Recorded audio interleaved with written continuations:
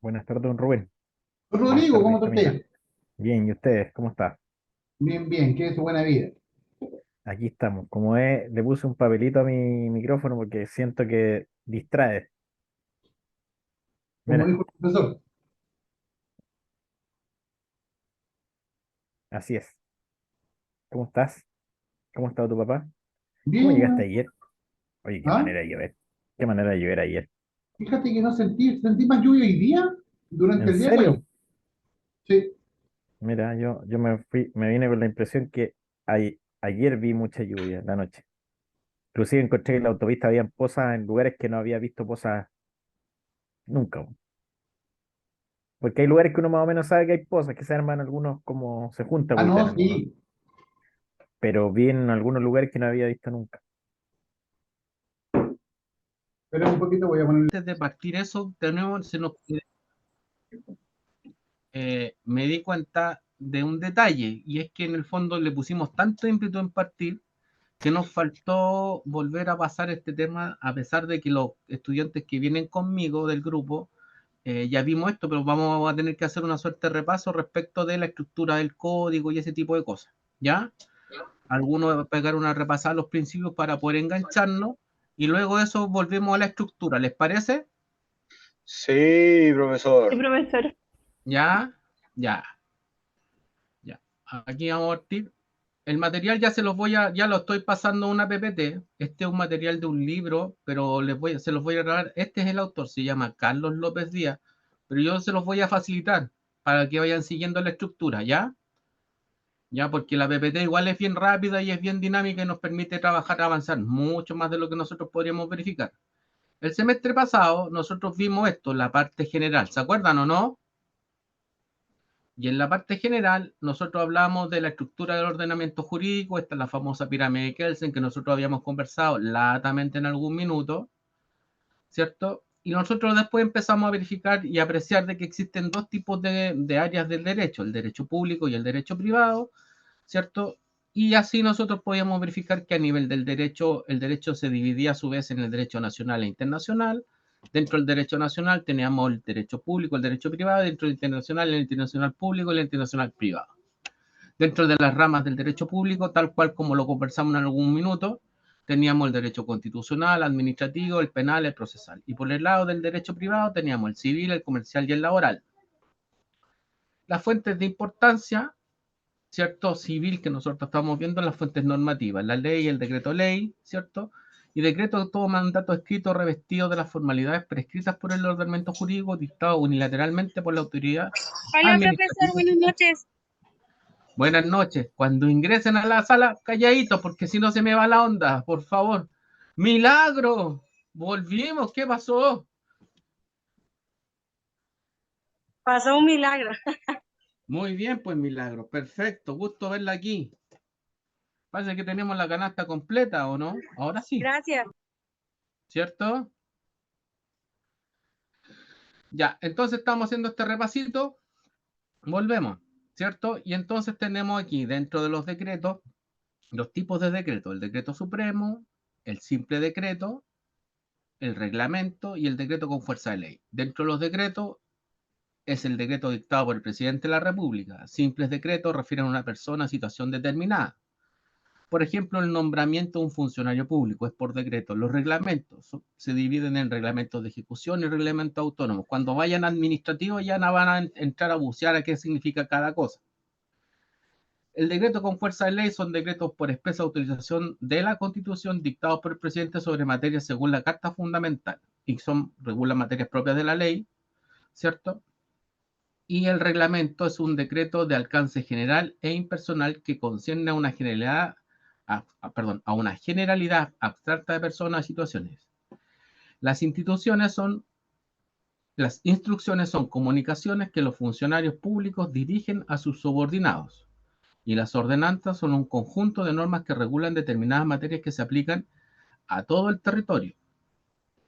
Luego tenemos, ¿cierto?, la fuente de la sentencia y la costumbre. Y ahora entramos ya directamente al la materia, ¿cierto?, de derecho civil.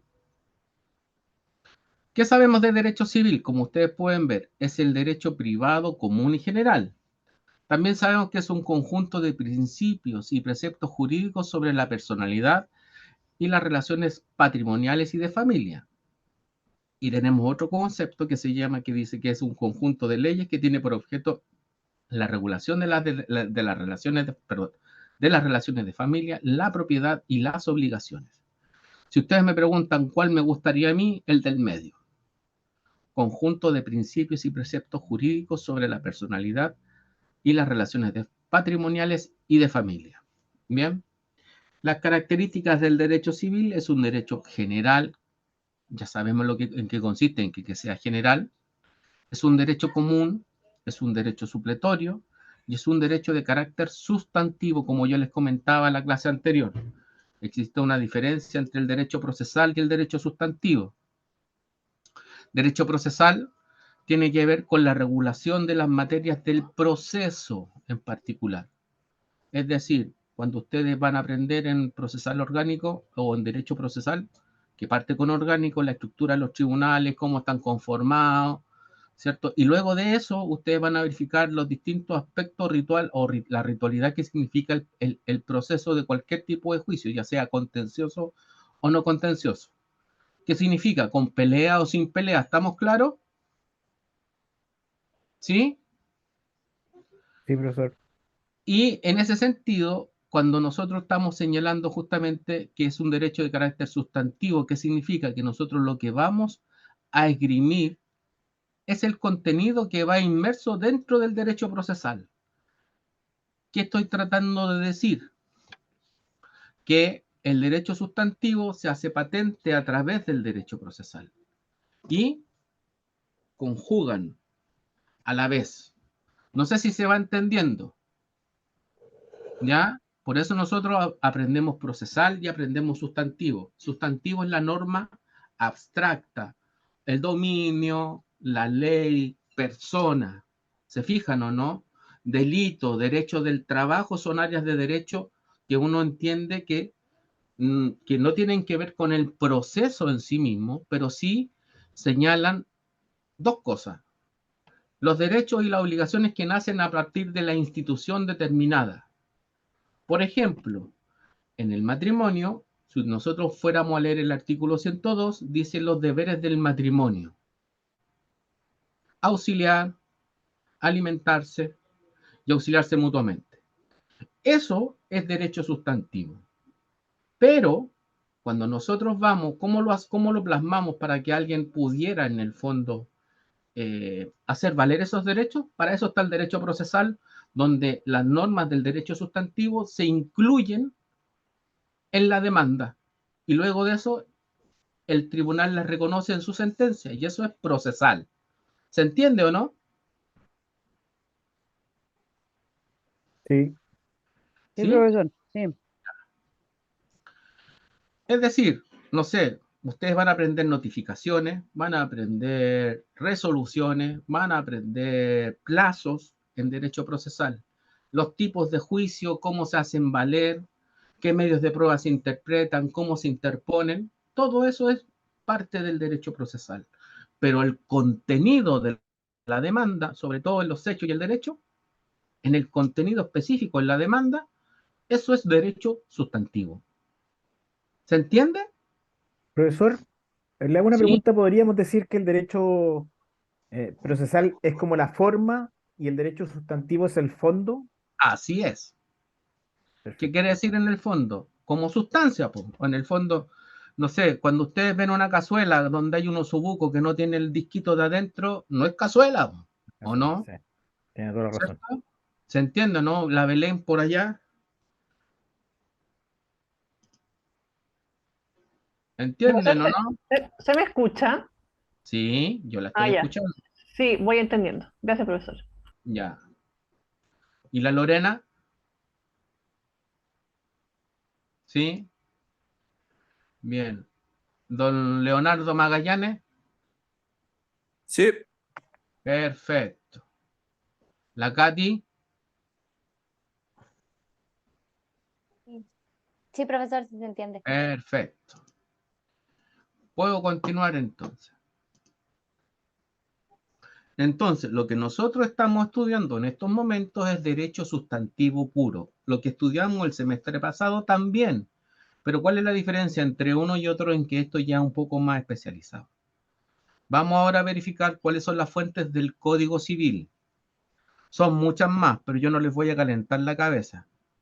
Principalmente, ustedes saben que el Código Civil fue redactado por Bello y él llamó a las instituciones del derecho romano, al derecho español, al derecho francés. Y se acuerdan que yo mencioné en la clase pasada un autor, pero son varios, entre ellos Poppier, Savigny, que son como los más importantes. Don Omar, ¿qué pasó? Me fui para el norte, el señor de la noche se me cambió para el Perú. Sí, que se viene la tirana. Ah, ya. Don Freddy Rudolph, no me diga que ya apareció aquí. A ver.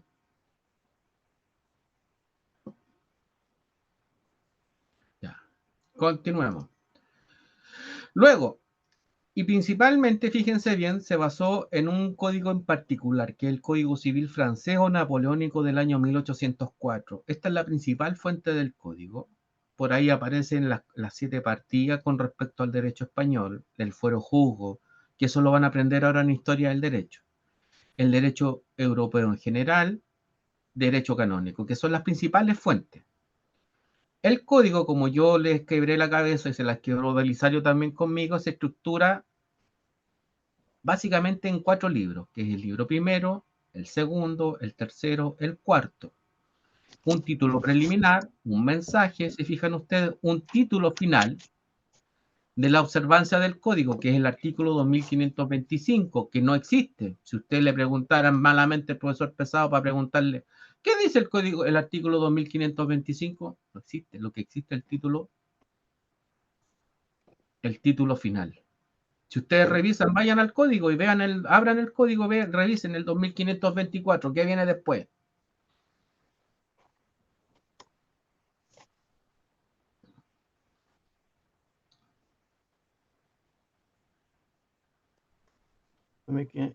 Título final de la observancia de este código. ¿Existe el 2525 o no? No sale artículo final solamente. Título No sale final. numerado como. No sale Título como final. No existe el 2525, solo 2524. ¿Cuántos artículos tiene el código? 2524 artículos. Comenzamos, fíjense bien, en el artículo 1 con la ley y terminamos con la prescripción. ¿Ya? Belisario en algún minuto determinado ya les comentó en qué consiste la prescripción, ¿o no? Un modo de extinguir las obligaciones y un modo de adquirir el dominio. Don Freddy volvió por acá, se nos había perdido. Exacto, es un modo de extinguir las obligaciones y un modo de adquirir el dominio.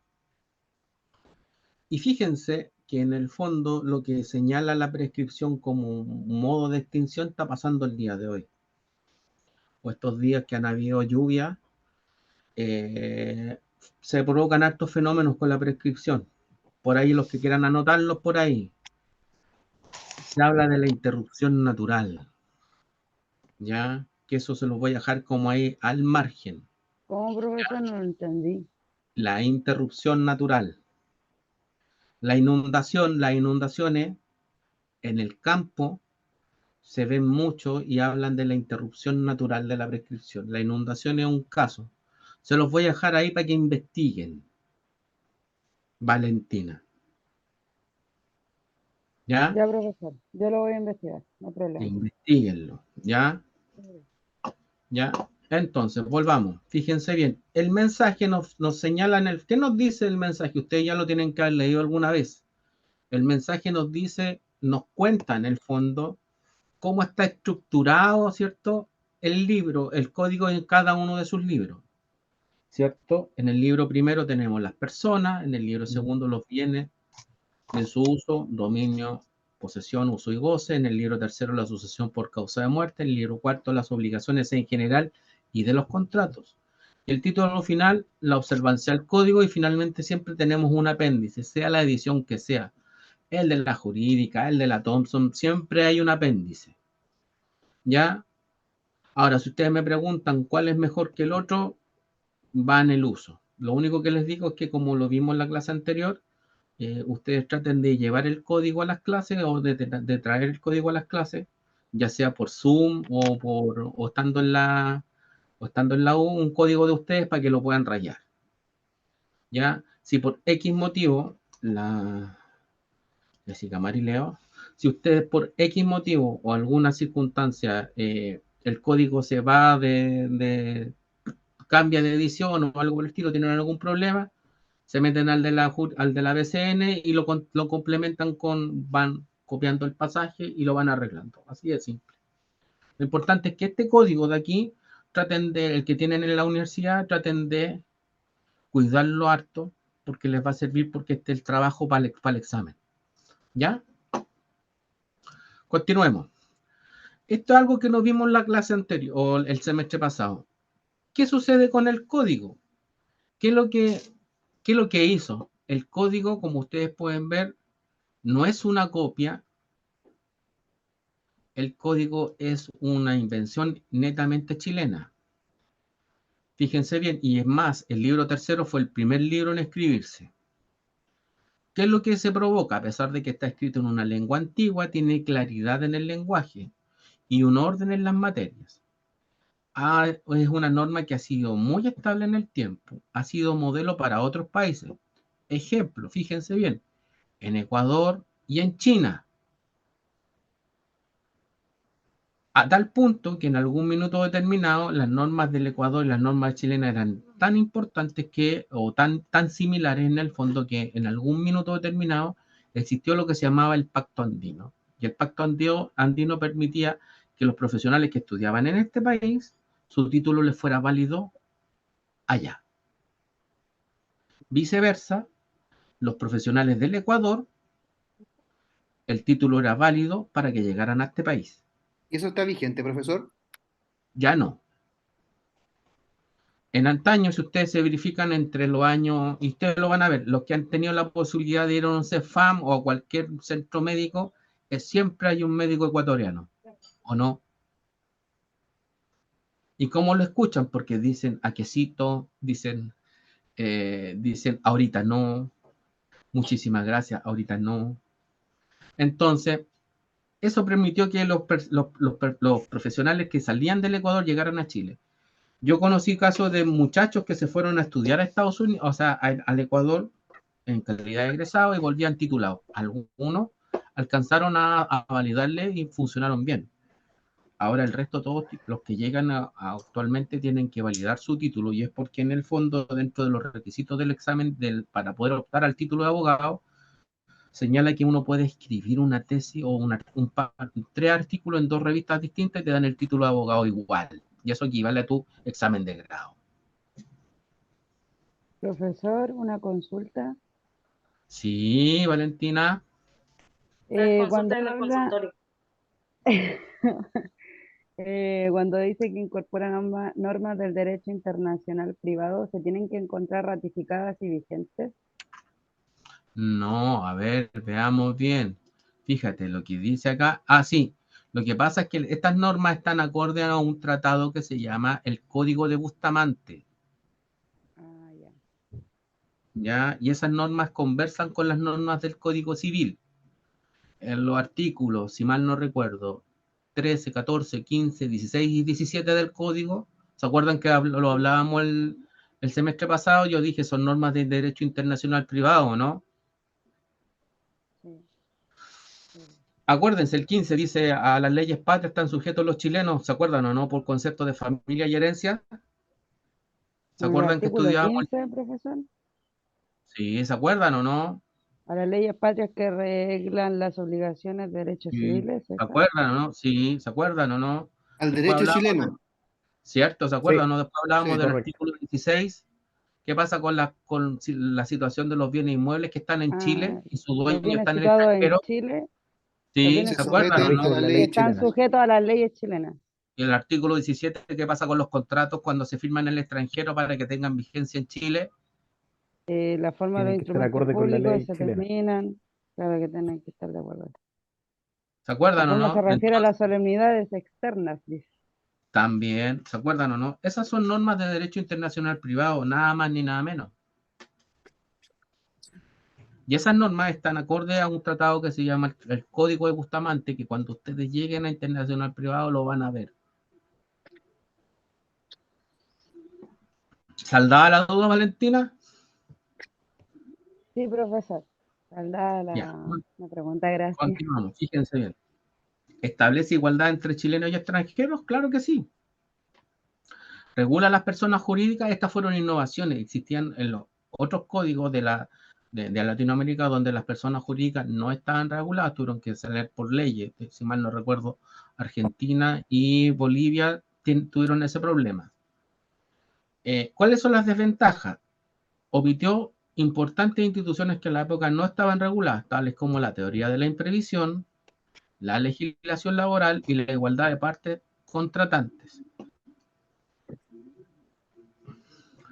Subsistían algunas contradicciones y errores en definiciones que no se han modificado, por ejemplo, en el artículo 2407, que tiene que ver con la prescripción, que después lo van a estudiar bien y lo vamos a revisar. Y fíjense bien, parte de premisas que no son reales en la práctica, como por ejemplo el principio de igualdad entre los contratantes. ¿Y por qué? Porque en el fondo, si bien es cierto, las partes están igual, lo que nosotros hablamos, ¿se acuerdan que y lo hablábamos, ¿se acuerdan? ¿No? Uno quiere comprar y el otro quiere vender, ¿se acuerdan o no? ¿Cierto? Pero la realidad física de las personas no es la misma. La realidad económica no es la misma. Sino que el código hace a través de la teoría de la ficción, supone que al momento de llegar a entablar el acto jurídico, los hace iguales. Pero no es así. ¿Se entiende, Freddy, por ahí? ¿Sí? Valentina, Sí, profe. Don Omar, Sí, señor. Don Cristóbal.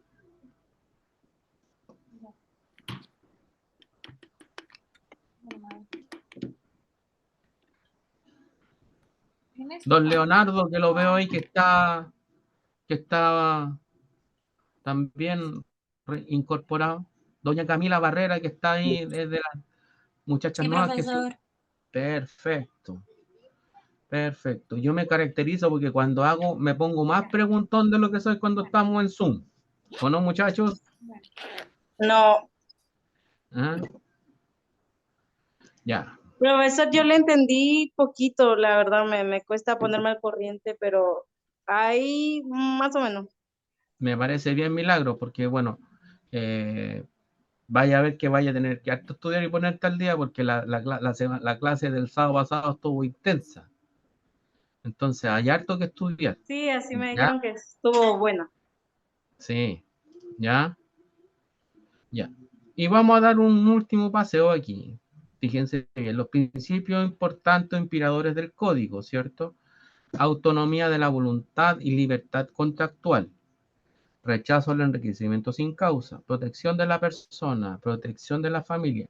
Libre circulación de los bienes. Legalidad y omnipotencia de la ley. Buena fe y responsabilidad. Fíjense bien, incluso este apunte o este ítem, ¿cierto? Nos señala según cuáles serían los más importantes para el profesor Ducci, que ustedes también los tienen. Autonomía de la voluntad, la buena fe, el enriquecimiento sin causa, ¿cierto? Y la responsabilidad. Fíjense bien, la autonomía de la libertad y la libertad contractual. La libertad es el principio filosófico basado en el libre albedrío, ¿cierto? Y en este sentido tenemos un sentido teológico, la libertad para pecar, ¿cierto? La libertad en el sentido biológico, en el caso de Phineas Gage, ¿cierto? Que ustedes lo pueden estudiar por ahí. La libertad en el sentido psicológico, trastornos mentales. Voluntarismo, la teoría del voluntarismo de Jeremías Bentham, ¿cierto? Y fíjense bien, ¿qué relación existe entre estos principios? La autonomía de la voluntad es lo general y la libertad contractual es lo particular. ¿Y por qué? Porque todos tenemos autonomía de la voluntad, pero no todos tenemos libertad para contratar. ¿Debido a qué? ¿A qué? Recuérdense ustedes que a las normas de la capacidad. ¿Se acuerdan que por eso yo pregunté en la primera clase qué es lo que es capacidad? Yo no quise poner a los compañeros nuevos que se integraban, ponerlos al filo de navaja, sino que quería saber cómo estaban. Pero la La capacidad, capacidad es la capacidad de tener derechos y obligaciones. así es, milagro. Cuando estemos aquí, si yo no pregunto, ustedes levanten la mano, por favor. ¿Estamos? Ya. ¿Ya? Entonces las normas de la capacidad me dicen que a pesar de que todo el mundo puede gozar, no todo el mundo puede ejercer. Y recuerden ustedes que las personas que pueden generar, ¿cierto? Que pueden generar contratos son aquellas que tienen libertad de ejercicio. ¿O no? ¿Se acuerdan o no? Capacidad de ejercicio. Un atributo de la personalidad. ¿Cierto? Eso es lo que hablábamos, Freddy. Levante la mano de nuevo, Freddy, para que no nos estamos por ahí por el... ¿Ya? Ya.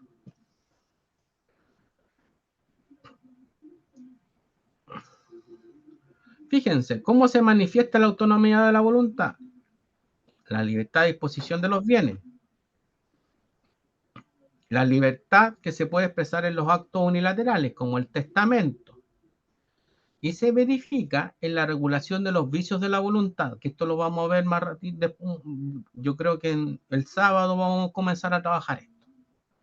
Manifestaciones de la libertad contractual. La libertad para celebrar un contrato. La libertad para elegir la contraparte. Fíjense bien. La libertad para determinar las cláusulas del contrato. Para modificar los ítems de la responsabilidad. La libertad para interpretar el contrato. Para renunciar a los derechos. Para beneficiar a terceras personas de los efectos del contrato. Y la libertad para ponerle fin al contrato. Fíjense, libertad para celebrar un contrato, como ustedes quieran. Para elegir a la contraparte, significa que ustedes se asocian con alguien de buena fe y lo pueden realizar. Para determinar las cláusulas del contrato, es decir, para intervenir en la escrituración del mismo.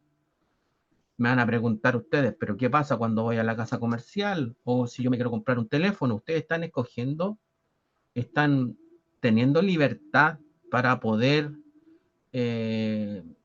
participar de la redacción de los contratos. No. Lamentablemente eso se llaman contratos de adhesión. Cuando ustedes se compran un teléfono, un software, el computador, dice contrato, dice, ¿acepta las condiciones o no? Ustedes pinchan el cuadradito y funcionan o no. Si no, no funciona el teléfono. ¿Dónde estuvo la libertad, Rodrigo? En la adhesión, cuando le pregunta si acepta estas condiciones. No tiene más posibilidad que lo que está ahí en el fondo. ¿Seguro? Eh, es que son las Porque si usted condiciones dice que no, interpuestas no por puede él. usted usar el teléfono. Sí, pues. ¿O sí? No Si podría usted dice usarlo que si no lo acepta. no lo puede usar, pues fíjese bien. La libertad Entonces no hay está al libertad. momento de la compraventa. Jadel, ahora sí. Ya lo vi.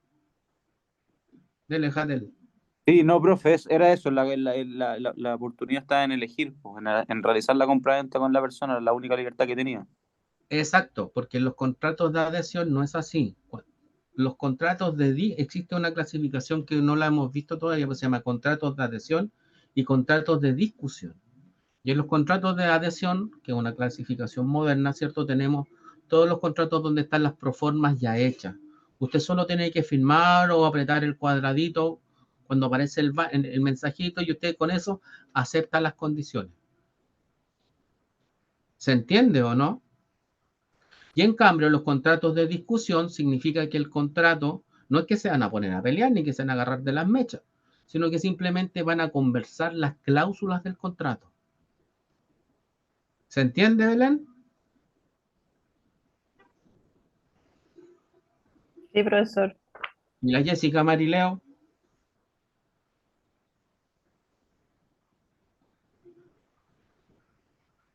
Profesor, Jessica está con problemas, está con corte de luz en su casa.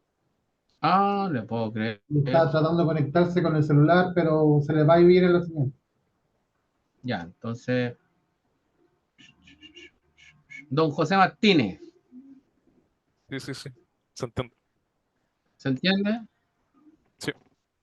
Perfecto.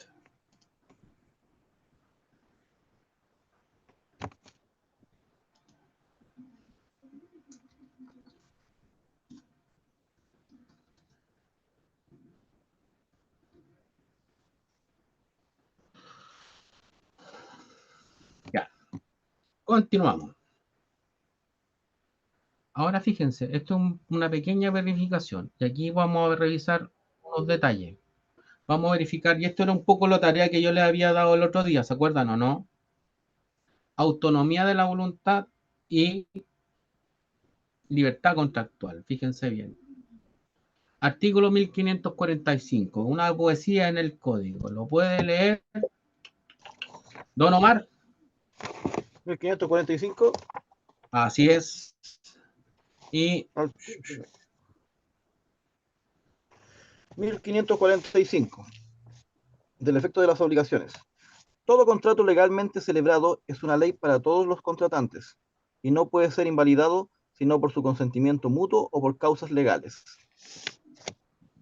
¿qué significa esto? Este es lo que señala, lo que establece el principio de la ley del contrato, Camila.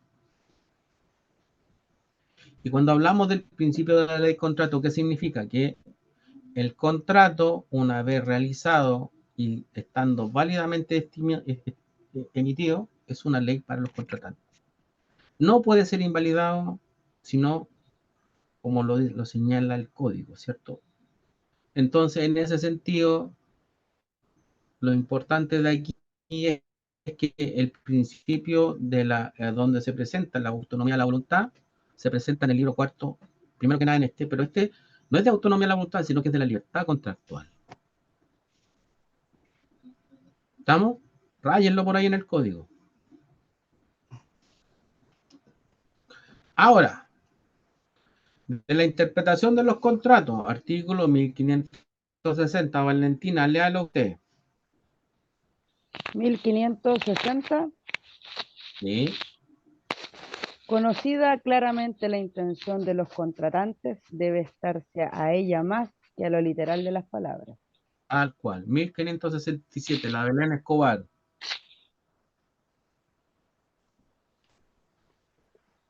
De los modos de extinguirse las obligaciones y primeramente la solución o pago efectivo, el artículo 1567 dice: toda obligación puede extinguirse por una convención en que las partes interesadas, siendo capaces de disponer libremente de lo suyo, consienten en darla por nula. Bien, eso se llama, anótenlo en el código al tiro, resiliación. Resiliación. Y fíjense bien, como lo dice de nuevo Belén, dice: toda obligación puede extinguirse por una convención. Don Rubén, ¿cuál es la naturaleza jurídica de una convención?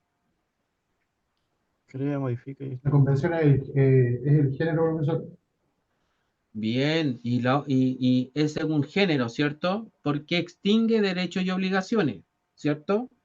Pero ¿cuál es la otra naturaleza jurídica? ¿Qué tipo de acto jurídico es, Rubén? ¿Un acto jurídico bilateral? Bilateral. Los actos jurídicos bilaterales por antonomasia y por eminencia son bilaterales y luego se transforman en convenciones, dependiendo de los efectos que realicen. ¿Se va entendiendo, Rodrigo? Sí, profesor. ¿Sí? Don Leonardo, que... Sí. Perfecto. Don Profesor, Cristóbal. Sí, escucho. ¿Quién es Cristóbal Arevalo? yo la vale. Que este teléfono no es mío. Era Ya, de otra persona. ya, cambie el nombre entonces y Lo renómbrenla, voy a porfa. cambiar, lo voy a cambiar, lo voy a cambiar. Pero mi consulta era la siguiente. Cuando en la clase pasada Cuando usted habló de lo unilateral y lo bilateral, que es el número de Sí. personas, usted dijo y dio como ejemplo el testamento. Es un acto jurídico unilateral. Ya, perfecto.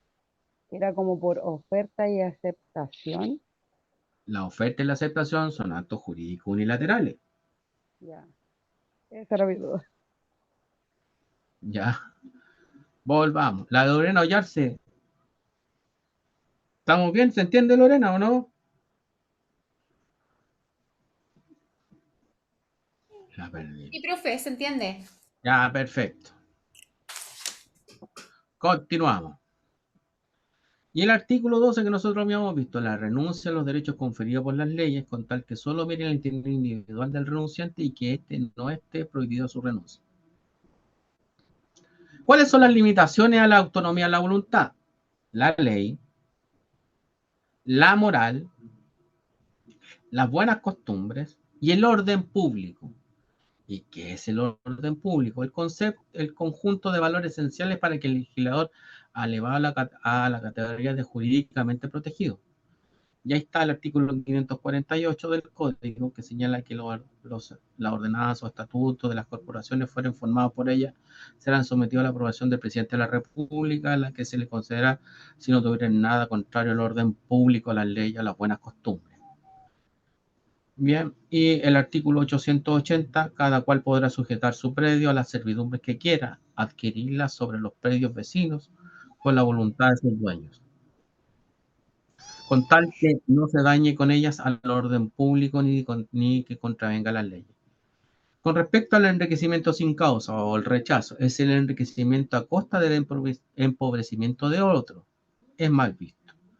La filosofía detrás es la justicia y la equidad. Consecuencias. La ley regula las prestaciones e indemnizaciones. Es así. Y en subsidio revisa la acción de in reverso. ¿Qué significa la acción de in reverso? Volver hacia atrás. ¿Qué significa? Van a aprender lo que por efecto de la nulidad las cosas se devuelven a su estado anterior. ¿Me están entendiendo o no? ¿Qué significa? Que a través de esta acción lo que se propugna es que cuando alguien fue defraudado pueda volver y se le puedan devolver las cosas que dio y que provocaron el enriquecimiento de la otra. Profesor, Y después, sí, Valentina, ahí sí estamos mejor. ya, consulta. Lo que pasa es que en la clase pasada habló algo referente a eso y puso un caso de cuando, no sé si era por fraude, no me puedo acordar bien, pero que cuando hacen algo como que ilícito, él habló, por ejemplo, de una plata que la daban de una forma ilícita y después como que queda nulo eso y se lo devuelven, ¿no? ¿Será lo mismo? Así es. Ah, ya. Es parecido, pero la acción de in reverso es la gran acción que establece el código para eso. Una vez que es Pero declarada eso la nulidad. es cuando hay una sentencia. Sí, en el caso penal es con una sentencia condenatoria. Ya. Pero en el caso civil, usted tiene que perseguir la indemnización de perjuicio, verificar ahí los incumplimientos para poder levantar. Y después de eso se solicita este tipo de acción, ¿ya? Anótenla por ahí en su apunte. Profe, una ¿Ya? consulta. Una Diga, Omar. consulta con respecto a lo que dice eso que usted dice que se ve en la parte penal y después se ve en la parte civil. Sí. Un caso puntual. En el caso de que la causa penal no haya progresado, no en el sentido de que no se haya dado sentencia, sino que, por ejemplo, la famosa suspensión condicional, ¿ya? Porque ahí no hay condena, no hay nada, po, no hay aceptación. Entonces resulta que ¿cómo se puede lograr eso que usted dice si que la ley supuestamente no favorece el enriquecimiento sin causa? Si que suspensión condicional, obviamente ahí sí. no aplica esto. No, lo que pasa es que la suspensión condicional del procedimiento es primero que nada, es una salida alternativa. Partamos de eso. Que hace las veces de un mérito de sentencia. Correcto. Y ese mérito de sentencia, ustedes van a aprender que se tiene una cuestión que se llama equivalente jurisdiccional, que es que tenga el mérito de sentencia. ¿Estamos? Eso a usted le habilita a iniciar un proceso por la Civil, vía civil ordinaria para continuar correcto, persiguiendo. pero por eso digo, pero claro, pero cuando usted habla de eso de que, ¿y cómo se logra si supuestamente no se logró atacar por la parte penal el delito? Al ir uno a la parte civil, yo presumo que se va a buscar la acción que se indemnice. Pero y lo que Exacto. dice usted de volver hacia atrás ya no se puede porque eso se buscó en la penal, ¿o no? No, se busca siempre en la civil. Ah, perfecto. O sea, en la civil se puede buscar eso que se retroceda todo hacia atrás.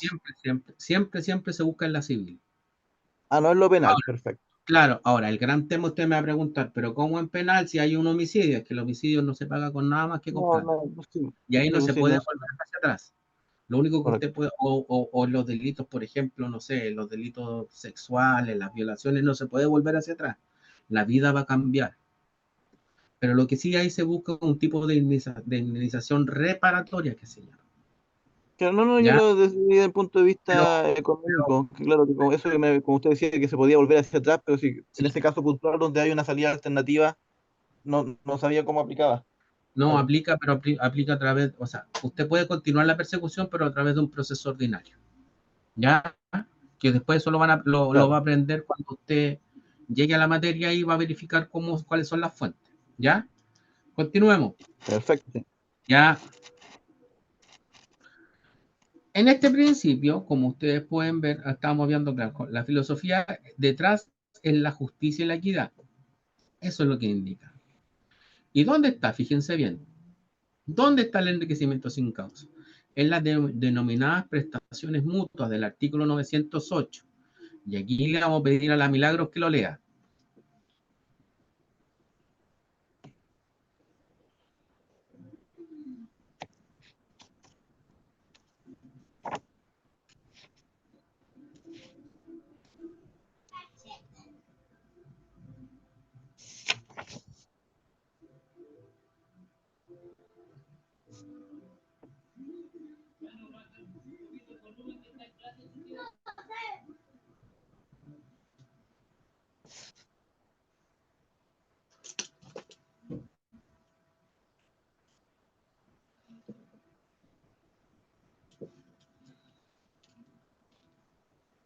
Profesor, mientras la Milagro busca el artículo, ¿qué significa ISS?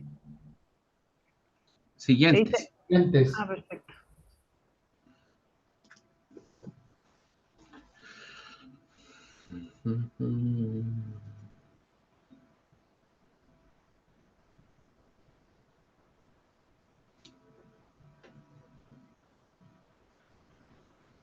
Valentina, tú prepara el 2325, porfa. Ok, profe. ¿El Jadel ya está en clase? ¿Está en la casa ya o no?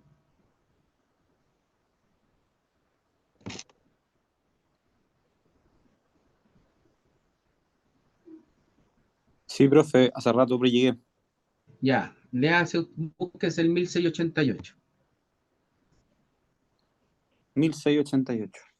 Sí, pero Ya. primero tiene que leer la Milagro. El 908 no más Milagro. Tiene Ah, el ya, profe. código a mano, ¿no?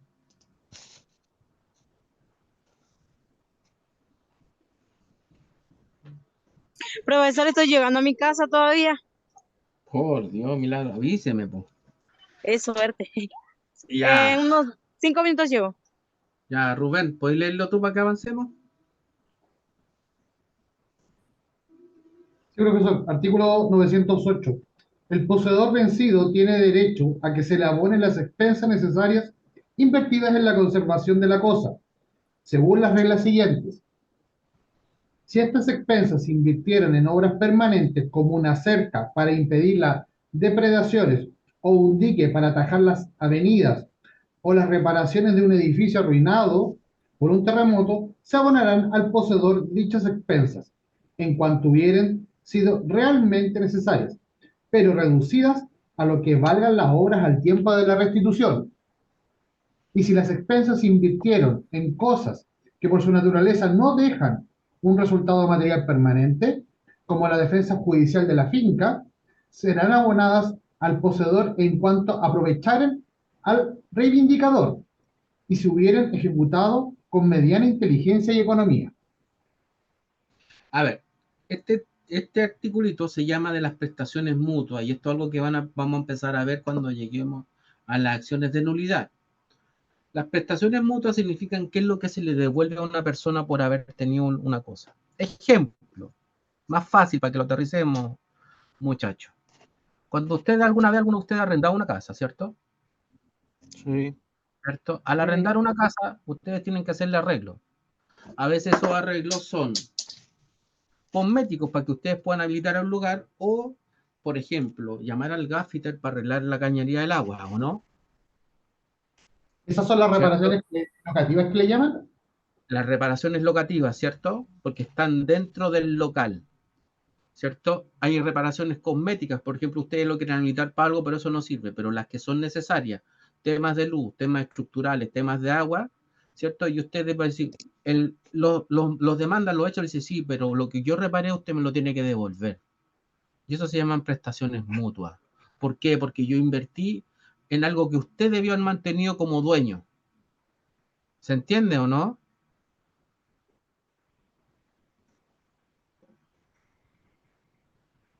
Sí, profesor.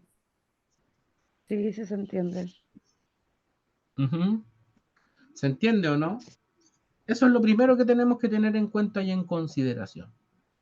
Y por eso hablamos de que en el fondo el enriquecimiento sin causa, cuando alguien es demandado y tiene que abandonar un inmueble y en ese inmueble ha invertido para que el inmueble funcione como corresponde, se pide esta acción de prestaciones mutuas.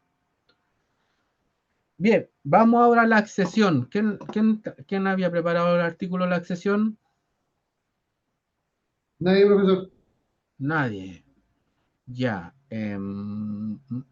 Vamos a decirle a uno de los compañeros nuevos que está aquí que lea. Doña Camila.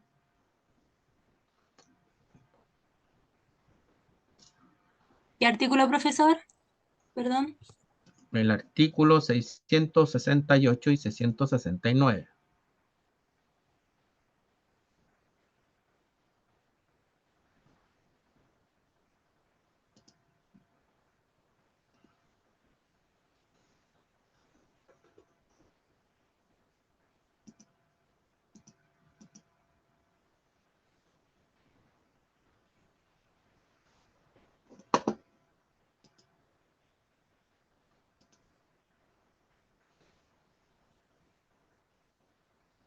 De la accesión de las cosas muebles a inmuebles, artículo Así es. 668. Si se edifica con materiales ajenos en suelo propio, el dueño del suelo se hará dueño de los materiales por el hecho de incorporarlos en la construcción, pero estará obligado a pagar al dueño de los materiales su justo precio, u otro tanto de la misma naturaleza, calidad y aptitud. Si por su parte no hubo justa causa de error, será obligado al resarcimiento de perjuicios, y si ha procedido a sabiendas, quedará también sujeto a la acción criminal competente. Pero si el dueño de los materiales tuvo conocimiento del uso que se hacía de ellos, solo habrá lugar a la disposición del inciso anterior. La misma regla se aplica al que planta o siembra en suelo propio vegetales o semillas ajenas, mientras los materiales no están incorporados a la construcción o los vegetales arraigados en el suelo. Podrá reclamarlos el dueño. Artículo 669. El dueño del terreno en que otra persona, sin su conocimiento, hubiera edificado, plantado o sembrado, tendrá el derecho de hacer suyo el edificio, plantación o sementera, mediante las indemnizaciones prescritas a favor de los poseedores de buena o mala fe, en el título de la reivindicación, o de obligar al que edificó o plantó a pagarle el justo precio del terreno con los intereses legales por todo el tiempo que lo haya tenido en su poder, y al que sembró a pagarle la renta y a indemnizar los perjuicios. Si se ha edificado, plantado, sembrado a ciencia y paciencia del dueño del terreno, será este obligado para recobrarlo a pagar el valor del edificio, plantación o sementera. Bien. Muchas gracias, Camila. Como pueden ver aquí, lo que hablamos justamente es lo mismo. Es decir, existe enriquecimiento sin causa cuando una persona construye un edificio con materiales que no son de él. ¿Se fijan o no? Y así también existe enriquecimiento sin causa cuando se construye el edificio en un terreno ajeno. Y luego da el derecho, como ustedes pueden ver, ¿a qué? nos da el derecho justamente a poder perseguir ese cobro y traerlo acá. Y que la persona que es dueña de los materiales pueda decir, oiga, pero esos materiales son míos y los tomaron sin permiso. Ejemplo, cuando alguien hace una construcción, ¿cierto? Y deja la, no sé, deja la gravilla botada en la calle, el ripio. Hay que pedirle permiso para sacarlo, ¿o no? ¿O no? ¿Qué dice O lo sea, mal? la educación dice que sí. La Y se educación deduce dice que, que sí, ¿cierto? claro, pues sí, o sea, porque un tema podría presumirse que es basura, pero uno sabe que es material de trabajo, es material de trabajo. Es como que yo dejara el auto ahí con la puerta abierta y lo saqué porque está en la calle. No, o sea, hay cosas Exacto. que se presumen que son de bien útil y que no hay que llegar y sacarlas. No lo sabemos todavía, pues después van Es a como el aprender, hurto, van a aprender que, que las es como el cosas hurto son... es como- ¿Sí? por ¿Sí ejemplo, o cuando más? se da el hurto por allá, profe, es un ejemplo, ¿no? El hurto por hallago, fíjese bien, el hurto por hallago se da básicamente en los robos, o sea, en los camiones de transporte de valores, ¿cierto? ¿Mm? Si uno está en la calle, podría decir perfectamente uno, pero Pero no es de uno, pues, ¿de quién es? sí, pues del que lo dejó por ahí por error. Claro, entonces no podemos ir a comernos un asado con la plata esa, pues. ¿O No, sí? no, no, no. Hay que No. devolver la cara de Una, dinero. una colita quizás, pero Ni siquiera una colita. Don Cristian se recuperó ya, ¿o no? anda penando. ¿Se recuperó Don Cristian o no? Ah. Se conectó, pero no tiene audio, no nos escucha. Ya. Don Jatel. Doña Valentina, ¿a quién le toca? Ah, la Valentina. No, a mí no me tocaba, de hecho, Sí, pero quiere que sí. lea la nulidad. La El responsabilidad mil... 2325. Ah, sí, ese sí. 2325.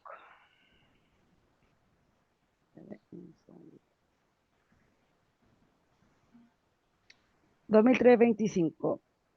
Las personas obligadas a la reparación de los daños causados por las que de ellas depende tendrán derecho para ser indemnizadas sobre los bienes de estas, si los hubiere, y si el que perpetró el daño lo hizo sin orden de la persona a quien debió obediencia y era capaz de delito o cuasi delito según el artículo 2319. Bien. Como ustedes pueden ver, también aquí tenemos un caso de enriquecimiento sin causa. Don Jadel, le toca 1688. Artículo 1688 del Código Civil. Si se declara nulo el contrato celebrado con una persona incapaz sin los requisitos que la ley exige, el que contrató con ella no puede pedir restitución o reembolso de lo que gastó o pagó en virtud del contrato, sino en cuanto probare haberse hecho más rica con ello la persona incapaz. Fíjense bien, y este es un punto que nosotros vamos a revisar más adelante en la materia. Esta regla dice que si solo se hizo más rico el incapaz, puede pedir prestaciones mutuas. Si no, no. Acuérdense que los actos que provocan los incapaces absolutos, ¿de qué es lo que generan? Obligaciones civiles o naturales, ¿se acuerdan o no? Naturales, Naturales. profesor. Naturales, Naturales. ¿cierto? Naturales. Camila, ¿se entiende lo que estoy hablando con obligaciones naturales o no? Sí, profesor. ¿Sí? ¿Y don José, que está por ahí? ¿O se Sí, fue? estoy acá. Sí, sí, sí. ¿Sí? ¿Sí? Acuérdense que las obligaciones naturales son aquellas que no permiten, no dan acción de de perseguir su cumplimiento y autorizan a retener los dados pagados en virtud de ellas una vez cumplidas. ¿Se acuerdan o no? Sí, Ya, profesor. ya. Ahora le vamos a pedir a don Leonardo que nos lea el 1578. A Rodrigo, 1578. sí, a Rodrigo que nos lea el 1889, el 1890 y el 1893. Que los busque. Don Leonardo.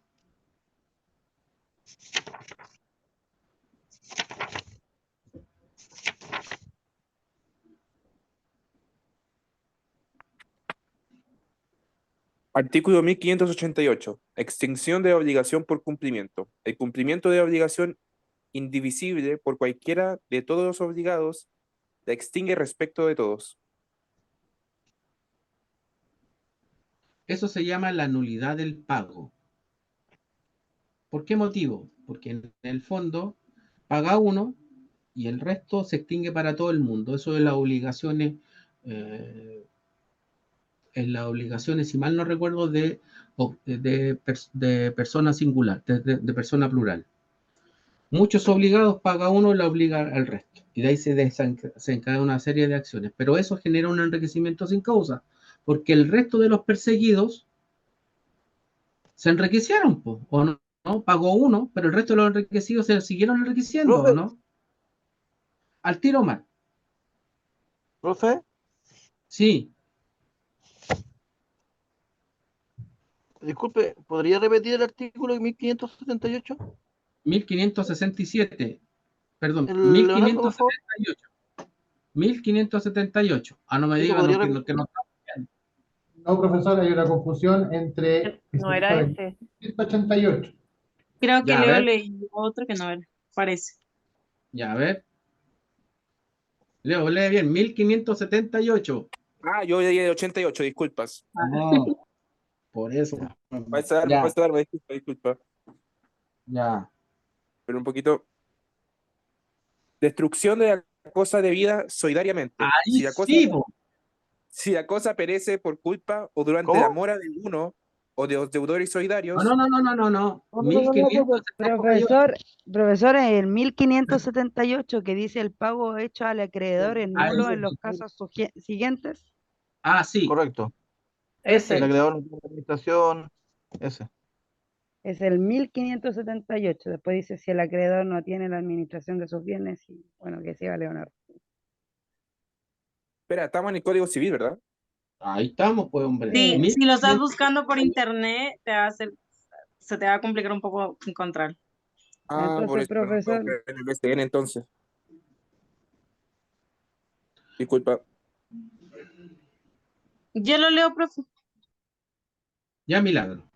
Vamos allá. Milagro, léelo.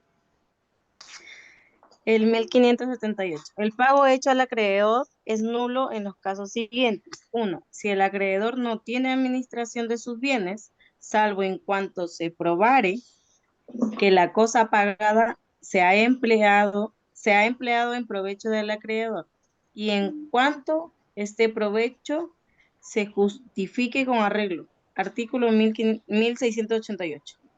Si por el juez se ha embargado la deuda o mandado a tener su pago. 3. Si se paga el deudor insolvente en fraude de los acreedores a cuyo favor se ha abierto concurso.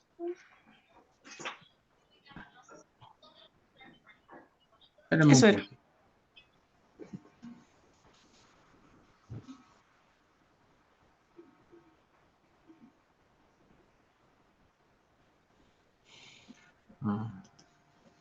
Ahora entendí. Lo que estaba leyendo nuestro amigo Leonardo del Código Civil colombiano.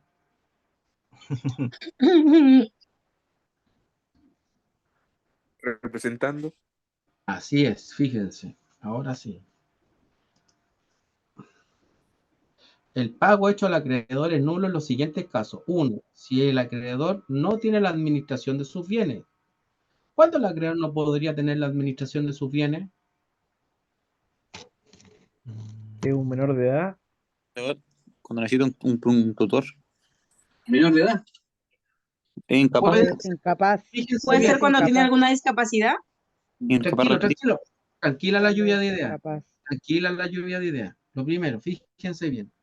Primero, cuando ha caído en insolvencia. Esa es la primera causal. ¿O no, Rodrigo? Cuando salen los síndicos y todo eso. Esa es la primera. Exacto, cuando está en quiebra, no tiene la administración de sus bienes. Segunda, cuando el acreedor ha sido declarado interdicto por demencia o disipación.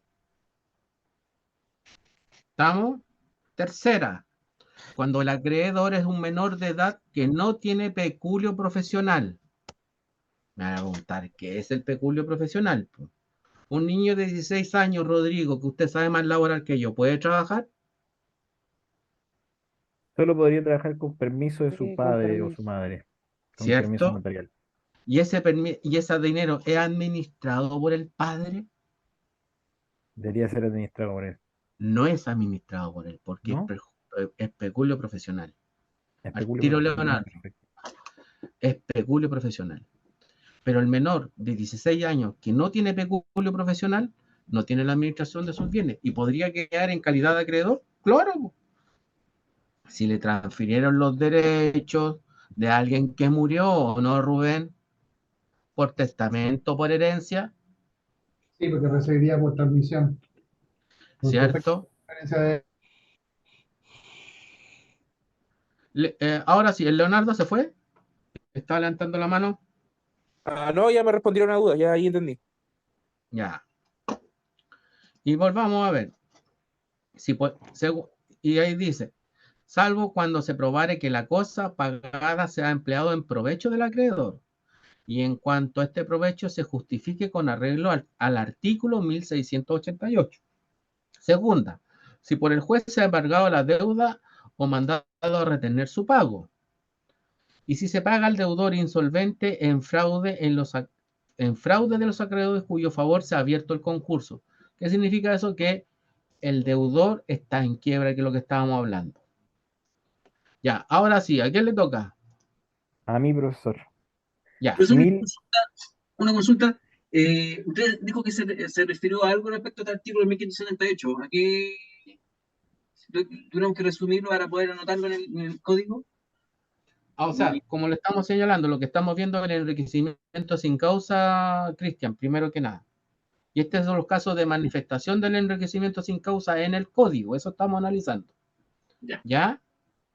¿Ya? Ahora sí, ahora, ojo muchachos, porque la clase pasada hablamos de la lesión, ¿o no, muchachos? ¿Se acuerdan? No? Y yo les dije, puede ser grave o puede ser enorme, ¿se acuerdan o no? sí. Y en el caso de los actos jurídicos bilaterales y contratos bilaterales en particular, tenemos el vicio de la lesión enorme. Y ahora nos vamos a adelantar un poquito en la materia, así que hagan el link ahí con la clase anterior. ¿Vamos? Dale. 1889. El vendedor sufre lesión enorme cuando el precio que recibe es inferior a la mitad del justo precio de la cosa que vende. Y el comprador, a su vez, sufre lesión enorme cuando el justo precio de la cosa que compra es inferior a la mitad del precio que paga por ella. El justo precio se refiere al tiempo del contrato. Exacto. 1890. Antes de que te vaya ahí, Rodrigo, de Perfecto. nuevo, lesión enorme, ¿por qué? Porque no hay un principio de igualdad. De nuevo, ¿se acuerdan que es lo que hablábamos anteriormente? Exacto. Es decir, ¿se acuerdan que lo explicábamos a propósito de la compraventa? La compraventa dice que una persona da una cosa y la otra la paga en dinero, ¿se acuerdan o no? Sí, 1793, ¿se acuerdan o no? sí. Una persona da una cosa y la otra la paga en dinero. De hecho, Si usted el dijo que el precio, precio es un elemento de la esencia. el evento de la esencia, ¿cierto? Y el Sí. precio debe de contener una regla. ¿Cuál es? Que el precio es el precio de mercado. ¿Se acuerdan que se los dije? ¿No? ¿Quién determina el precio? Las El partes, mercado. el mercado, el juez, el tasador, ¿se acuerdan o no? Sí. Sí, que usted dijo que los precios no podían ser exorbitantes porque se tiene que medir al mercado. Eso fue lo que dijo en la clase. Sí, Valentina. Entonces, si ustedes se fijan, este precio de mercado es el que nos indica el precio, pero si una persona compra por sobre el doble del precio de mercado, lesión enorme. Si la persona compra menos de la mitad, ¿cierto?, del precio de mercado, lesión enorme. Ahora, la lesión enorme, y aquí anótenlo como punto ahí, como tip para el futuro, aplica solo en las compraventas de bienes inmuebles. No aplica en la compraventa de bienes muebles. Si yo les dijera y yo vendo en la prueba o en el examen, miren, voy a vender este teléfono en 500 millones de pesos, ¿se puede rescindir por lesión? ¿Qué me van a decir ustedes? Que no, ¿Por qué? porque solo para las ventas de bienes inmuebles ¿Y el teléfono qué es lo que es? es, Mueble. Es es un bien mueble, ¿se mueble. entiende o no? Porque yo lo Profe, transfiero. ¿Sí? una consulta. Eso le iba a preguntar porque, y aparte, por ejemplo, se da mucho que, por ejemplo, cuando se hacen estas ventas falsas entre familiares, por ejemplo, que se venden por menos del precio, después el que era futuro heredero, por ejemplo, una casa, un hijo que se le vendió la propiedad al papá y no pudo obtener su herencia, él puede alegar para poder llegar a lo que es la cuarta mejora, si no me equivoco, Pero cuando pierde ese... no me mezclen las cosas, porque la cuarta mejora va con el testamento, no tiene nada que ver ahí. No, pero lo que tengo entendido es que ¿El legitimario que cuando habla? alegan, cuando alegan la lesión esa de la venta que no se pagó el precio, el resultado creo que por último él tendría que haber podido acceder a esa parte, que es lo que puede recuperar, a eso me refiero. Es que mira, cuando tú me hables de la cuarta mejora, te estás yendo a herencia, a testamento. Entonces, lo que tú podrías haber obtenido, a lo menos es la porción de hereditaria que le correspondía a él, dependiendo de Correcto. cuántos hermanos eran. Pero la cuarta mejora es un ítem que está regulado específicamente en el testamento y cuando lo aprendan se van a quebrar la cabeza. No ahora. Profesor, Porque eso si cuando lo se habla hacen ahora, del nadie me va a entender. ¿Mm? ahí es cuando se habla del legitimario. Sí, pero por eso les digo, no vamos a entender eso ahora. Eso lo vamos a aprender bien más adelante. ¿Ya?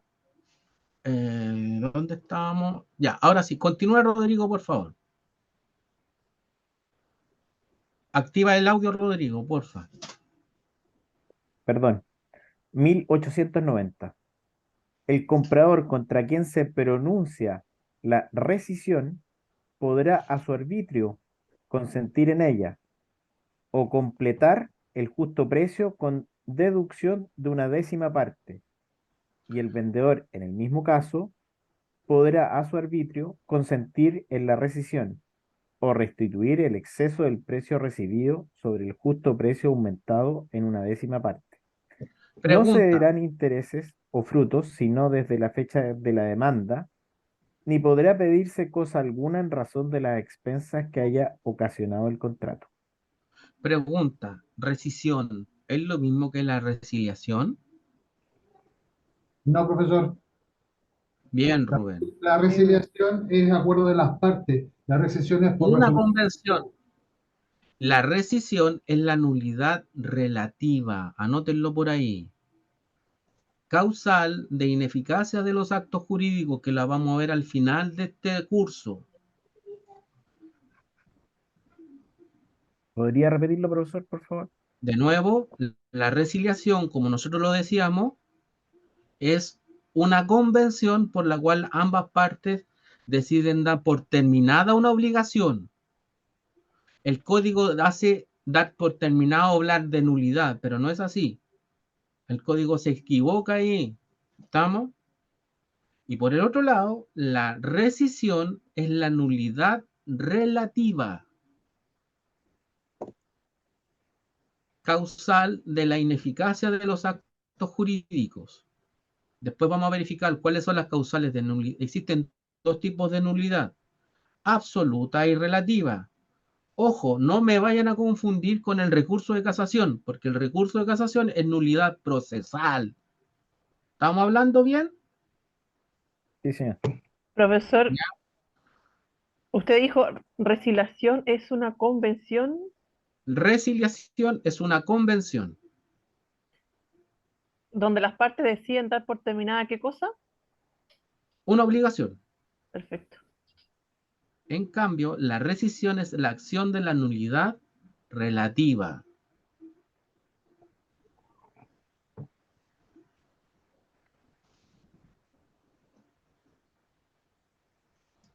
Ya. Y el 1893, Rodrigo, por favor. Perdida la cosa en poder del comprador, no habrá derecho por una ni por otra parte para la rescisión del contrato. Lo mismo será si el comprador hubiera enajenado la cosa, salvo que la haya vendido por más de lo que había pagado por ella, pues en tal caso podrá el primer vendedor reclamar este exceso, pero solo hasta la concurrencia al justo valor de la cosa, con deducción de una décima parte. Aparece un castigo severo, ¿no? Se aprecia o no? Aparece un castigo de nuevo y dice que perdida la cosa ya no se puede anular por rescisión, o sea, no se puede pedir la acción de la nulidad relativa. ¿Se entiende?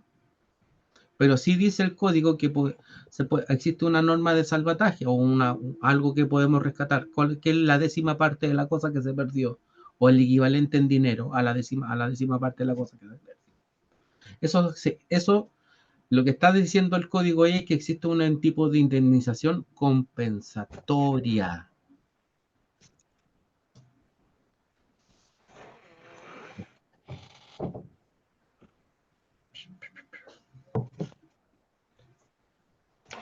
Ya, vamos a dejarlo hasta aquí, muchachos. Hagamos un alto, un break de unos 10 minutos.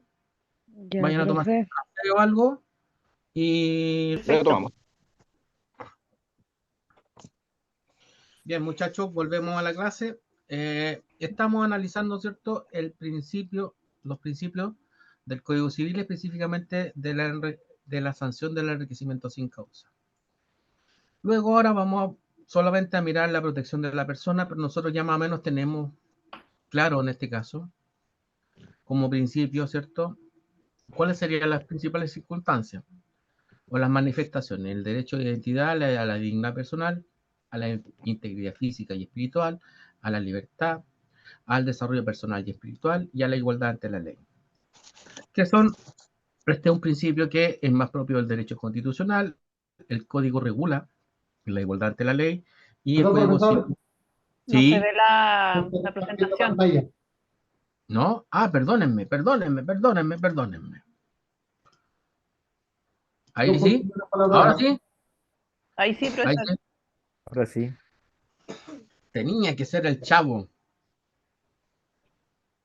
Ya, entonces estábamos justamente verificando el principio de protección de la persona. Se protege a las personas naturales y jurídicas en distintas manifestaciones: derecho a la identidad, a la dignidad, a la integridad física y espiritual, a la libertad, al desarrollo personal y espiritual, al derecho de igualdad ante la ley. Como ustedes pueden ver, este principio es más propio del derecho constitucional.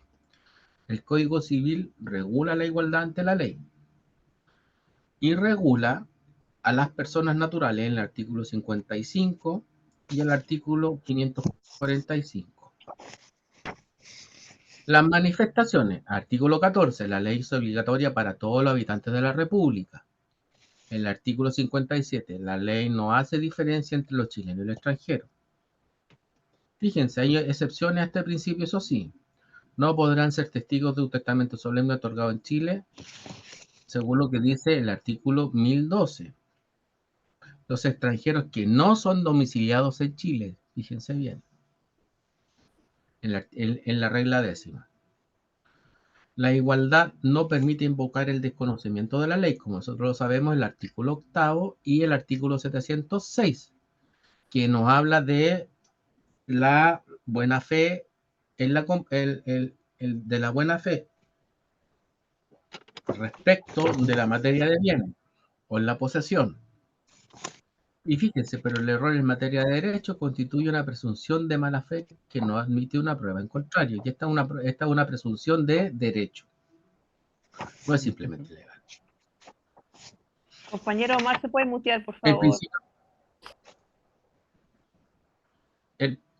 el cuarto principio de la protección de la familia es una derivación del principio anterior. La familia es el núcleo principal de la sociedad, según lo que dice la Constitución política. Está muy marcado en la Constitución y el Código fomenta la familia matrimonial. Y aquí hay ciertas reglas: la protección del matrimonio, que está en el artículo 102, la protección de los bienes familiares, que en el artículo 141, la protección de la mujer respecto al patrimonio reservado a la sociedad conyugal. Esto lo van a ver cuando entendamos familia. la protección de la afiliación, la protección del niño o la niña adolescente. Y aquí hablamos de la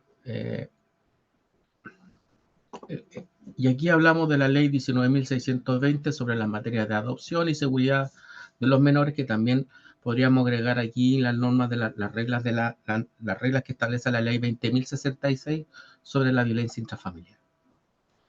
El principio de la libre circulación de los bienes consiste en que la ley fomenta y facilita la transferencia del dominio y sus gravámenes, evitando las situaciones jurídicas pasivas de la comunidad, protección de la vida privada, protección a nivel transversal, la constitución legal y el reglamento, manifestaciones. La regulación del derecho a propiedad que está señalado en el artículo 582 es el siguiente, que ustedes se lo saben de memoria, que es el dominio. La regulación de las limitaciones al dominio, usufructo, servidumbre y fideicomiso, regulación de la enajenación de los bienes, ¿cierto? La regulación de la cláusula de no enajenar, las facilidades de la partición de comunidades, se fomentan las sociedades y se establece el sistema de propiedad inmueble de tipo público, conservador de bienes raíces, donde están inscritas. La libre circulación de los bienes está mencionada en el artículo 1317 y consagra nítidamente este principio. Belén, ¿lo puede leer usted? Sí, profesor. ¿Me recuerda el artículo 1317? 1317.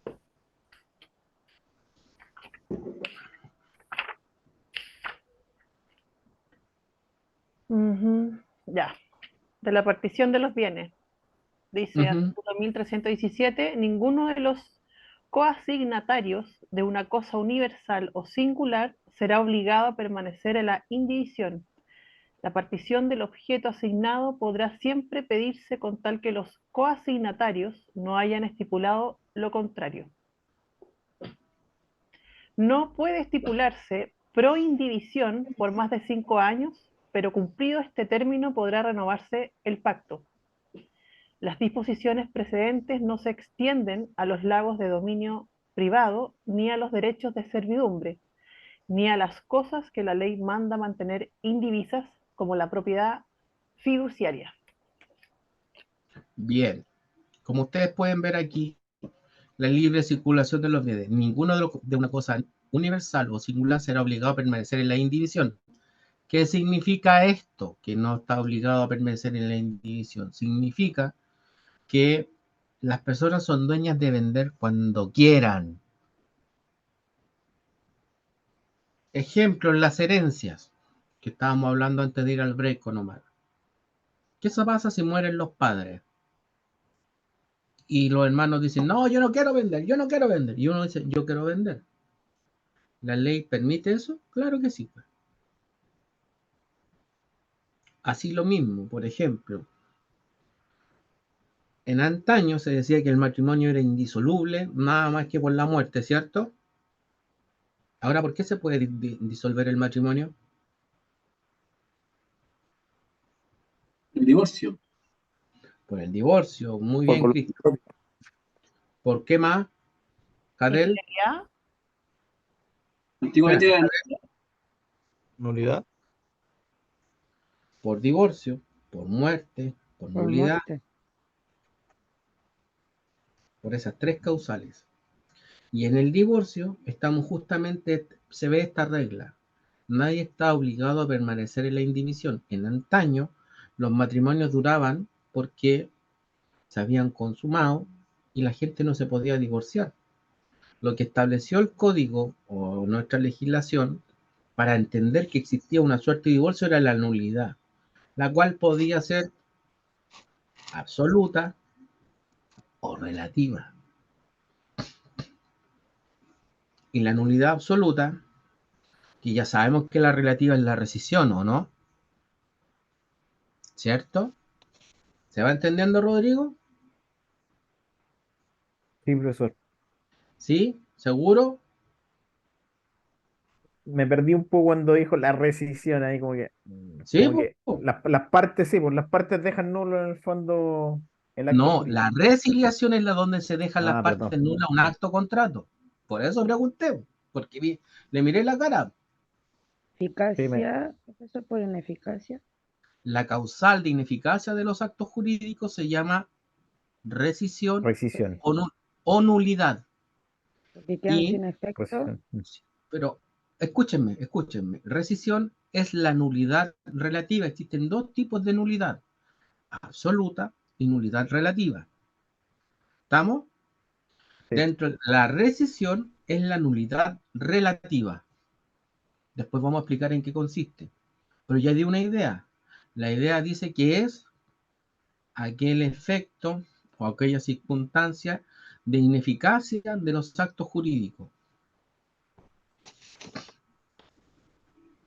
La rescisión, la nulidad, ¿sí, Omar? Sí, un paréntesis chiquitito con lo que conversó usted en la primera clase, que también ahí aparecían los matrimonios inexistentes, ¿se acuerda? O sea, la nulidad de los matrimonios putativos, ¿se acuerda? Que un matrimonio nulo no puede ser nulo un matrimonio inexistente. Para no tener esa confusión cuando hablaba de los que no se han hecho frente al registro civil o cuando se casaban, por ejemplo, personas del mismo sexo. Son inexistentes, Exacto. no pueden, por lo tanto, no se pueden anular esto. Sí, ahora vamos a verificar. Cuidado, que después vamos a ver. La nulidad y la inexistencia es una pelea bien larga que ustedes tienen que estudiar. Y no es lo mismo. Correcto. La nulidad dice que en el fondo yo vuelvo al estado hacia atrás. Y en antaño la gente que se casaba, muchas veces se quería separar, le echaba la culpa al oficial de registro civil.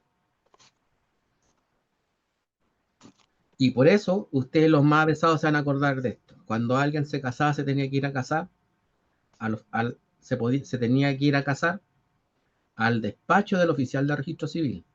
¿Se podía casar en la casa?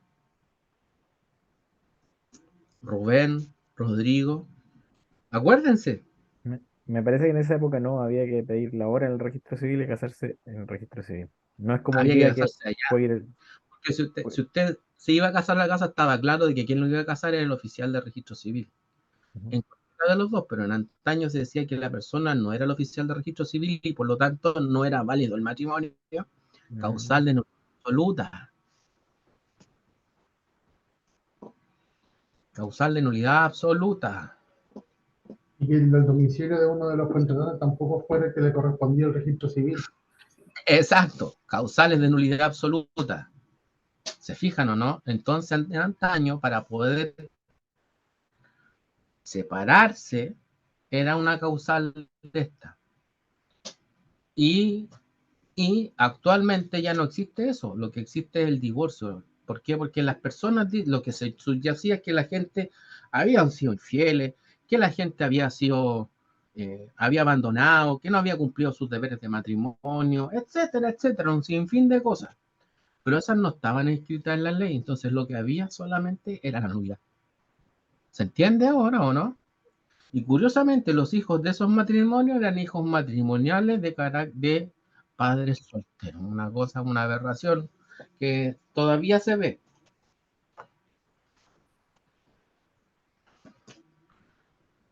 Ya, continuemos. Entonces estábamos hablando de la rescisión que aparecía en este articulito, es nulidad absoluta, perdón, nulidad relativa. ¿Estamos? Cuando el código hable de nulidad, nulidad es solamente la nulidad absoluta, excepto en la resiliación, porque cuando se entiende dejar la obligación por nula, lo que está diciendo en el fondo el código en el 1570 era, si mal no recuerdo, sí. Lo que está diciendo ahí el código está diciendo que la obligación no tiene efecto. ¿Ya? No se me confundan. ¿Sí? ¿O no?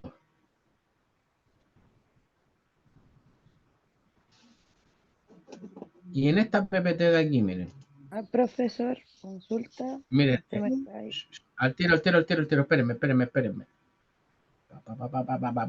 En el 1570 no, 1500. 1567 resiliación. Sí, hay 1567 en el inciso primero.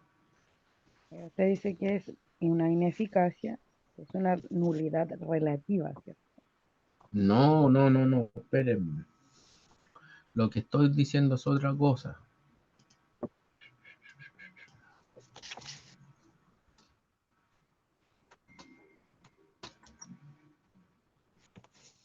Dice, 1567, toda obligación puede extinguirse por una convención en que las partes interesadas, siendo libres de disponer, dar lo suyo, consisten en darla por nula. ¿Se acuerdan de eso, no? 1567. ¿Sí? Sí. Es una convención y eso se llama resiliación. Pero cuando dice en la parte final nula, no está hablando de la nulidad de la sanción de los actos jurídicos, sino que la voluntad de las partes que la obligación no tenga eficacia. ¿Eso de cuando quiere decir que no tenga efecto propiamente tal? No tenga efecto porque se extingue. La resiliación es un modo de extinguir las obligaciones. En cambio, la rescisión, que la vimos más adelante en la PPT, que está aquí, en el los actos de un incapaz.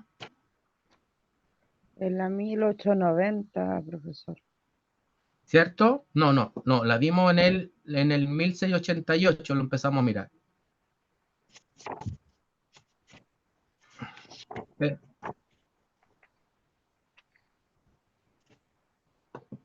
1688. 688 y ¿Cierto? se Ahí lo declara empezamos a nulo ver. el contrato. Claro. Cuando lo empezamos a ver desde ahí, y hablamos de la rescisión, el código habla de la rescisión, y la rescisión es la nulidad relativa. Resiliación, convención, ¿cierto?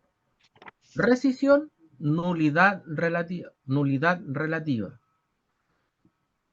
¿Estamos? Y cuando estoy diciendo que en el resto de los pasajes, menos en el 1567, nulidad, se entiende nulidad absoluta. En el 1567, la palabra nulidad significa que las partes no le están restando, están terminando una obligación.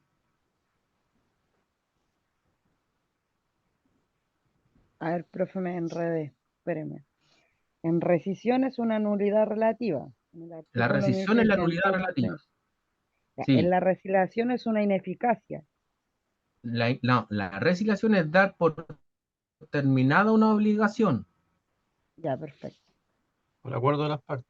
Y de manera excepcional en ese Por acuerdo a las artículo, partes. en ese artículo de manera excepcional, el Nulidad, nula significa absoluta. no, nula significa sin efecto. Perfecto. Nula significa sin efecto. En el En 1567. el resto del código, claro, en el resto del código, nulidad, la palabra nulidad es nulidad absoluta. Cuando el código quiere hablar de la nulidad relativa, siempre va a hablar de la rescisión. Cuando Bello redactó esto, lo redactó así, muchachos. ¿Ya? ¿Ya? Y cuando lleguemos a las normas de la nulidad, ya lo vamos a entender mejor.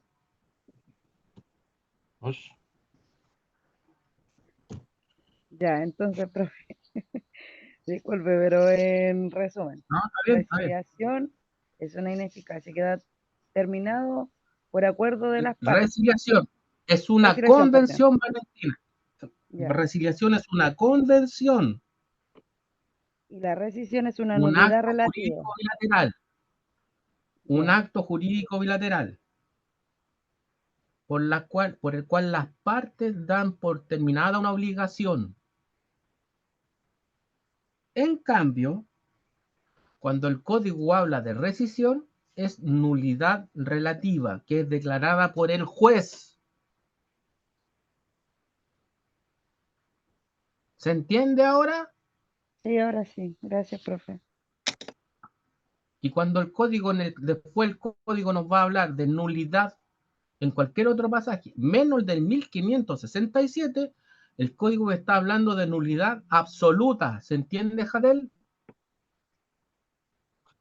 Ah, ya. Sí, ya, profe. perfecto. ¿Sí? Ya. ¿Yomar? Sí. ¿Bailén? ¿Lorena? Sí, sí, sí. Me quedó clarísimo, profesor. Ya. Claro, ¿Lorena? profe, claro, súper claro. ¿Ahí sí? Sí. Ya, ya. Ya. Volvamos. Estábamos en la libre circulación de los bienes. Ya. Ya. Aquí. ¿Qué? ¿Qué rótulo?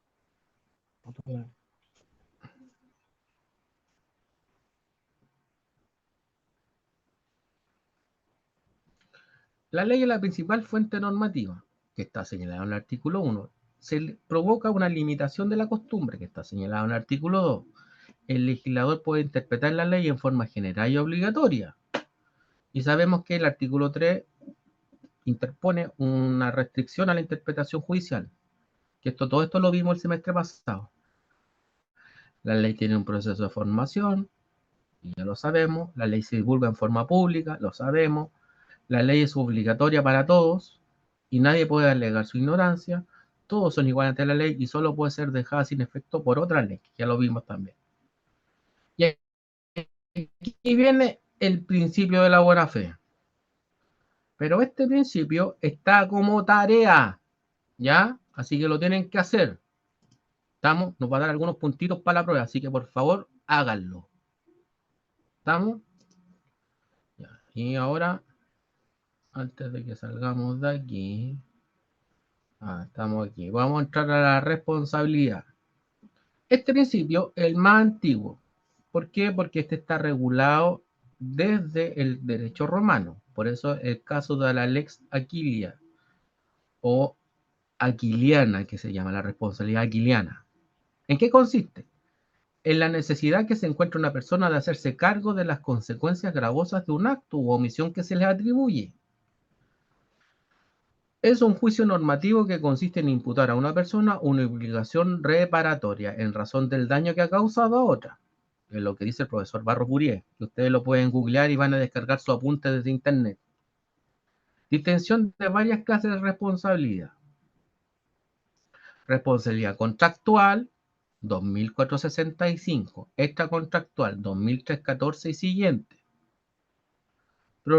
Y existen dos más, que serían la responsabilidad precontractual y la postcontractual. ¿Ya? Problemas de aplicación de estos principios. No existe una jerarquía normativa. Existe una colisión porque escapa al derecho civil, incluso al derecho constitucional. Tendencia a subordinar la autonomía de la voluntad a otros valores superiores. La buena fe, la libre circulación de los bienes. Los conflictos deben resolverse conforme a la sensibilidad social. Incluso la justicia tiene matices. Justicia platónica, la aristotélica. Y vamos a terminar la clase con el principio de la seguridad jurídica. La seguridad jurídica, ¿qué es lo que es? En su sentido más general, no sé si logran ver bien. Le vamos a dar un zoom. Sí, corta un poquito de zoom. A ver. Aquí, abajo. Profe, abajo. ¿Se ve bien? ¿Ahí se ve bien ahí o no? Genial. Ya. Súper. Fíjense. En su sentido más general, la seguridad es la garantía que se le confiere a un individuo de que su persona, sus bienes y sus derechos no serán objeto de ataques violentos o de que estos lleguen a producirse según les serán asegurados por la sociedad, la protección y la reparación. Según el profesor Millas, la seguridad jurídica es la situación peculiar del individuo como sujeto activo-pasivo de una relación, cuando estas relaciones se hallan previstas por un estatuto objetivo y conocido y generalmente observado. Se trata de no hacer dudar una seguridad específica. Cuando nosotros hablamos de esto, y en las acepciones señalamos que la seguridad implica todo aquello que no atente contra los derechos de las personas. En este sentido, es lo que se acerca al bien común. La seguridad implica certeza en el conocimiento y ejecución del derecho. ¿Cómo se manifiesta esto? ¿Cierto? En la racionalidad de las decisiones judiciales, en la racionalidad de las fuentes del derecho, que el derecho sea positivo, en la cosa juzgada, que tiene que directa relación con el punto anterior, en la irretroactividad de la ley. Acuérdense que la ley opera para futuro. Si nosotros quisiéramos regular, tenemos que ir a una ley especial, que es la de ley de efecto retroactivo. La publicidad de los actos jurídicos, que ya algo hemos visto eso, la publicidad de la ley y las fuentes del derecho. que el derecho no se encuentre expuesto a cambios demasiado fuertes, que el derecho obre con la cautela que le impida caer en errores irreversibles y la revisión de las decisiones judiciales solo en casos extremos. Y aquí les voy a dar un tip, porque esta pregunta es pregunta de prueba de examen de grado. Es más, se la pregunté a sus compañeros de sucesorio y no tenían idea. A medida que vamos creciendo, avanzando en la carrera, los van a ir estudiando.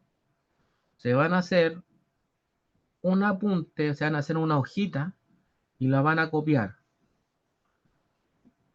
Beneficio de competencia, beneficio de división, beneficio de emolumento, de exclusión, de inventario, de separación.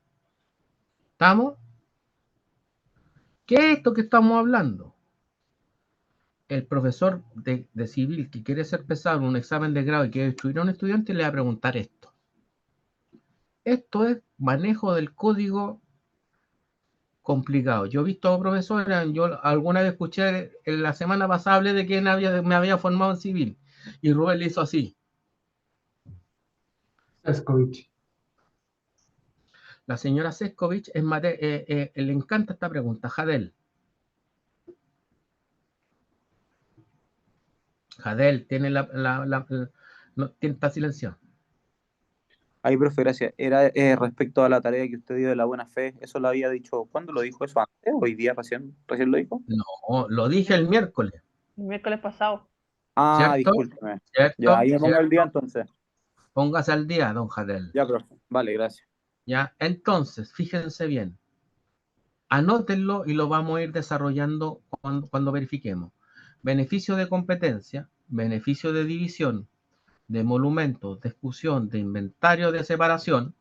Y me falta uno que se llama de suspensión de la prescripción, que no está aquí en el apunte. Anótenlo. Después yo les voy a hacer llegar esta materia al correo porque ya la estoy terminando de preparar y las voy a bajar a un PPT y ustedes la van a tener. Pero esto tienen que tenerlo guardado. Porque esto, cuando lleguen a obligaciones, lo van a estudiar. Y generalmente se estudia, se aprende y se olvida. Y fíjense que aquí está al tiro Omar, perdón. Y estos beneficios son materia de las contestaciones en las causas, ¿o no, Rubén? Que usted que es más avesado en tramitación. No sé quién habrá dicho eso, profesor. ¿Ah? ¿O no? Sí, efectivamente, para el tema de la exclusión, la división y la competencia generalmente. Así es.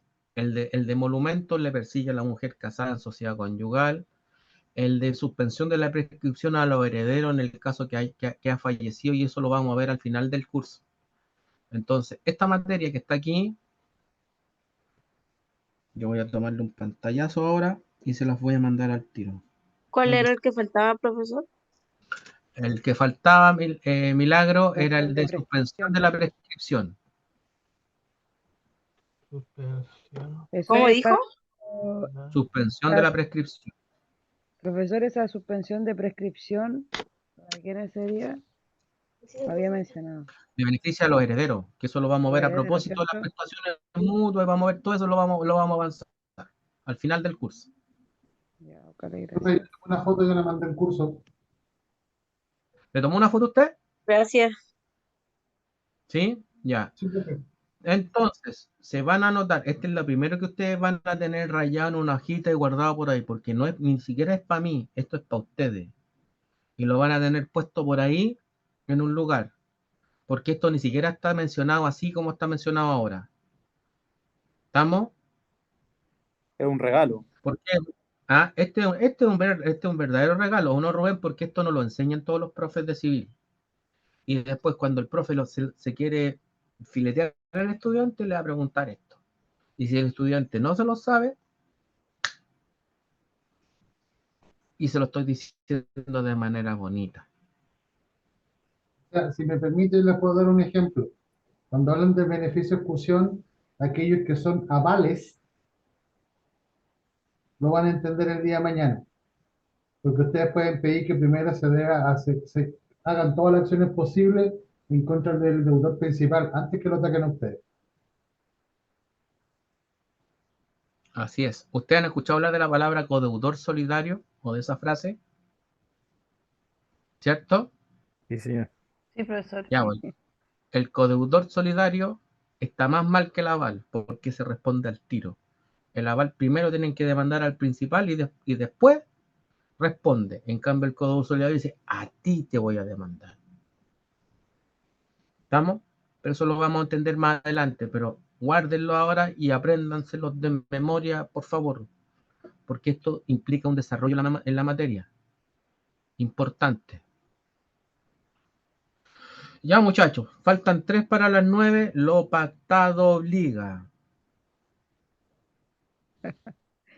Muy bien. Otro aforismo para anotar, profe. Exacto. Profesor, Rubén, pregunta con respecto a la Belén. tarea de la buena fe en el matrimonio y el testamento. ¿Eso dice puntos para la prueba? ¿Hay que mandárselo escrito o es una posible pregunta para...